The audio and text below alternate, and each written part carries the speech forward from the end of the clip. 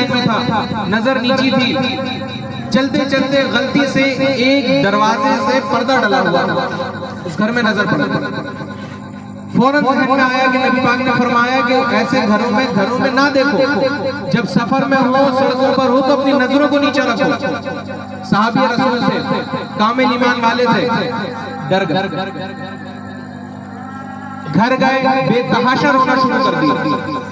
اتنا روئے کہ پھر اپنا گھر باہر چھوڑا اور دور کسی بستی میں جا کے صرف اللہ کے خوف سے ڈرتے رہے اور یہ سوچتے رہے کہ مجھے نبی پاک نے منع فرمایا تھا، میں ان کا سامنا کیسے کروں گا۔